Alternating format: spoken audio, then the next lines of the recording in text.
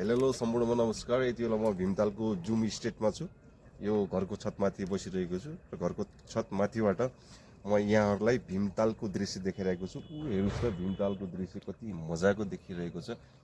पर देखिरहेको त्यो ताल हो, वरिपरि चाहिँ पुरा लाइटहरूको व्यवस्था छ। यति सुन्दर दृश्यमा यति बेला हामी बसिरहेका छौँ। यो सुन्दर दृश्य तपाईँहरूलाई पनि देखाइरहेका छौँ यो फेसबुक पेज मार्फत। यो भारतको पहाडको ठाउँ हो। भारतको पहाड यति सुन्दर, यति विकसित भएको छ। घरको छतमाथि तपाईँहरू देख्न सक्नुहुन्छ, गाडीहरू रहेका छन्, मोटरसाइकल यहीँ छ। मेरो ब्याकग्राउन्ड पछाडि तपाईँले कार देख्न सक्नुहुन्छ। घरको छतमाथिको कार हो यो। फेरि यो बाटो हो, यो बाटोबाट घर चाहिँ यहाँ तल छ। यति सुन्दर दृश्य हामी देखिरहेका छौँ। यो भीमतालको दृश्य हो।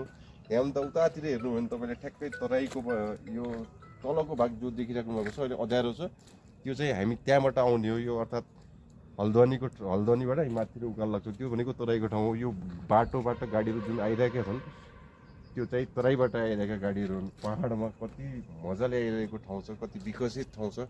हाम्रो देशमा पनि थुप्रै यस्ता ठाउँहरू छन्, पहाड हिमाल छ। सबै ठाउँमा यसरी गाडीहरू पुग्न सकेको भए, यातायातको व्यवस्था भएको भए हाम्रो ठाउँ योभन्दा झन् सुन्दर हुने थियो भन्ने हामीलाई लागिरहेको छ र विश्वास पनि छ। अबका दिनहरूमा हाम्रो देशले पनि विकासको फड्को मारोस् र यस्तै सुन्दर दृश्यहरू देखाउन पाइयोस् आफ्नै देशमा बसेर।